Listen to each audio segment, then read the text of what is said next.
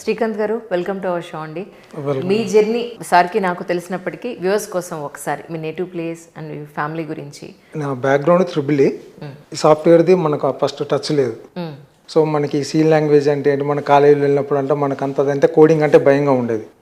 నేను 12లో passed out అయ్యాను.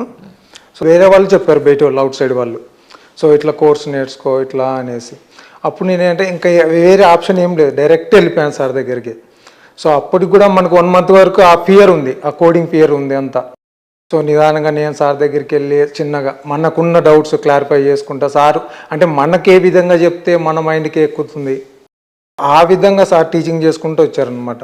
So దాన్ని బట్టి మనకు ఆ కోడింగ్ అనే ఫియర్ తగ్గిపోయింది. మనం కొంచెం ఎక్కువ స్ట్రగుల్ అయ్యాం, కష్టపడ్డాం. ఎందుకంటే మనకు బ్యాక్గ్రౌండ్ అనేది కంప్యూటర్ బ్యాక్గ్రౌండ్ కాదు కదా.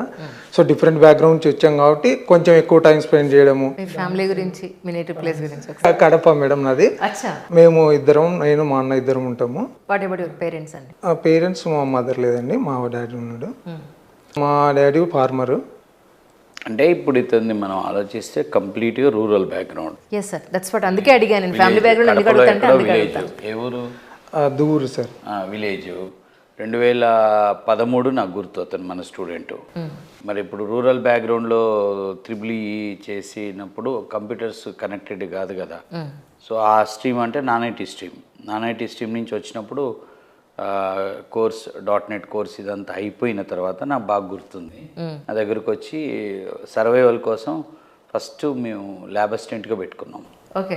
అప్పుడు మేము అతనికి ఇచ్చింది 3000 రూపాయల శాలరీ. ఓకే. సో ల్యాబ్ అసిస్టెంట్గా ఉంటూ తర్వాత నేర్చుకున్నారు, జాబ్లోకి వెళ్ళిపోయాడు, డెవలప్మెంట్ వైపు వెళ్ళిపోయాడు.